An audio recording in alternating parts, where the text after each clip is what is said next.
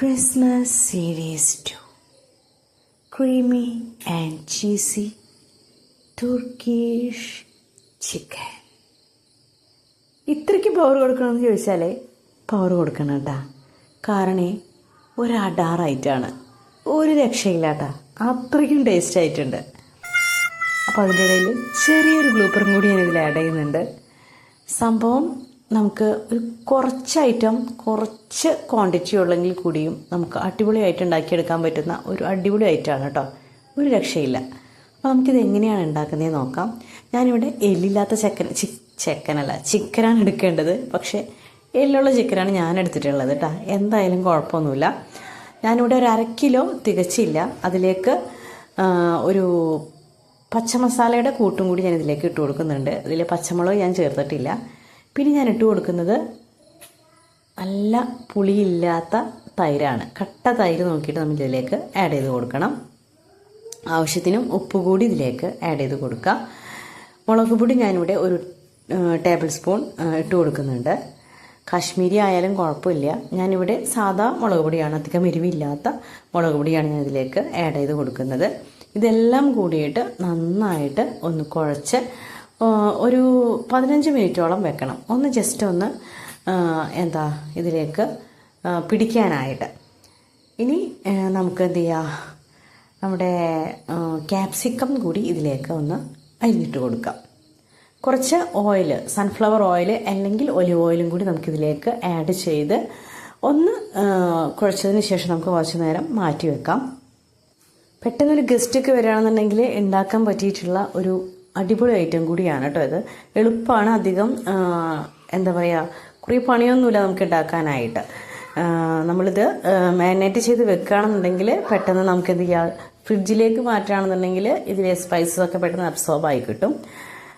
ഇനി നമുക്ക് അല്ല എന്നുണ്ടെങ്കിൽ ഒരു 1/2 മണിക്കൂറൊക്കെ വെച്ചതിന് ശേഷം നമുക്ക് എന്ത് ചെയ്യാം, ഇത് കുക്ക് ചെയ്തെടുക്കാവുന്നതാണ് കേട്ടോ. അപ്പോൾ ഇവിടെ നമുക്ക് ഒരു 10-15 മിനിറ്റൊക്കെ വെച്ചിട്ട് ഞാനിവിടെ എടുക്കുകയാണ്.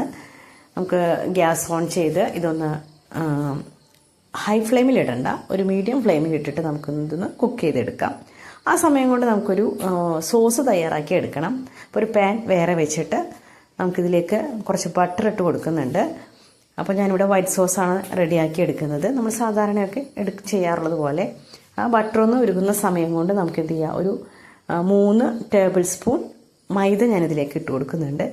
ജസ്റ്റ് ഒന്ന് ചൂടായതിന് ശേഷം നമുക്ക് എന്ത് ചെയ്യുക, അതിലേക്ക് പാല് ഒഴിച്ചു കൊടുക്കാം. പാലിൻ്റെ അളവ് ഞാൻ കറക്റ്റായിട്ട് ഇവിടെ പറയുന്നില്ല, കാരണം നമുക്കിത് കട്ടിയാകും തോറും നിങ്ങൾ ഒഴിച്ചു കൊടുത്ത് ഇതൊരു ക്രീമി രൂപത്തിലാക്കി എടുക്കേണ്ടതാണ്. അപ്പോൾ ഇങ്ങനെ ഒഴിച്ചു കൊടുത്ത് നമ്മൾ ജസ്റ്റ് ഒന്നിങ്ങനെ കുറുക്കി എടുക്കാം. ആദ്യം വിചാരിക്കും നിങ്ങൾ കട്ടിയായി പോകുമെന്ന്, പക്ഷേ ഇല്ല. കുറേശ്ശെ പാൽ ഒഴിച്ചു കൊടുത്ത് ഇതിങ്ങനെ ഒന്ന് ഇളക്കി കൊടുത്തു കഴിഞ്ഞാൽ കറക്റ്റായിട്ട് നമുക്കൊരു ക്രീമി ടെക്സ്ചറിൽ നമുക്ക് ഈ ഒരു വൈറ്റ് സോസ് കിട്ടും. ഇതിപ്പോൾ നമ്മുടെ ക്രീമി ടെക്സ്ചർ ആയിട്ടുണ്ട്. ഇതിലേക്ക് ഇനി ഒരു 1/4 ടീസ്പൂൺ ജീരകപ്പൊടി ഞാൻ ചേർക്കുന്നുണ്ട്. നല്ല ജീരകത്തിൻ്റെ പൊടിയാണ്. ഗരം മസാല ഒരു 1/2 ടീസ്പൂൺ ചേർക്കുന്നുണ്ട്. പിന്നെ ഒറിഗാനോ ഒരു 1/4 ടീസ്പൂൺ ഇട്ട് കൊടുക്കുന്നുണ്ട്. നമുക്ക് വേണമെന്നുണ്ടെങ്കിൽ കസൂരി മേത്തിയും ചേർത്ത് കൊടുക്കാം. എൻ്റെ കയ്യിലില്ലാത്തത് കൊണ്ട് ഞാൻ ചേർത്തില്ല കേട്ടോ. അങ്ങനെ നമ്മുടെ വൈറ്റ് സോസ് ഇവിടെ റെഡി ആയിട്ടുണ്ട്. എന്നിട്ട് നമുക്കിതിലേക്ക് നമ്മുടെ വേവിച്ച് വെച്ചിട്ടുള്ള ചിക്കനിലേക്ക് നമുക്ക് ഈ വൈറ്റ് സോസ് ഒഴിച്ചു കൊടുക്കാം. ഇനി അധികം പണിയൊന്നുമില്ല, ജസ്റ്റ് ഒന്ന് തിള വരുന്ന ഒരു ടൈം മാത്രം മതിയാകും. കുറേ ഇട്ട് തിളപ്പിക്കൊന്നും വേണ്ട. നമ്മളിത് സോസ് ഒഴിച്ചു കഴിഞ്ഞിട്ട് ജസ്റ്റ് ഒന്ന് ഇളക്കി കൊടുക്കാം. ഇനി ഇതിൻ്റെ മേലേക്ക് ഇപ്പോൾ നമുക്ക് ക്രീമി ആയാലോ അല്ലേ, നമ്മുടെ ഈ ഒരു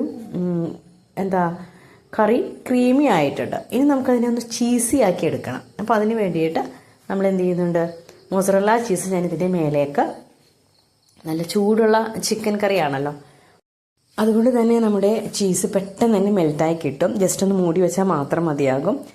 മൂടി തുറന്നു കഴിഞ്ഞിട്ട് നോക്കുമ്പോൾ ഉടനെ അത് നന്നായിട്ട് മെൽറ്റായിട്ടുണ്ടായിരിക്കും.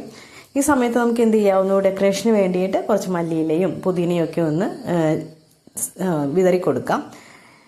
നല്ല ചൂടോട് കൂടി തന്നെ നമുക്കിത് എന്ത് ചെയ്യാം, സെർവ് ചെയ്യാം കേട്ടോ. നല്ല അടിപൊളി ഡിഷാണ്.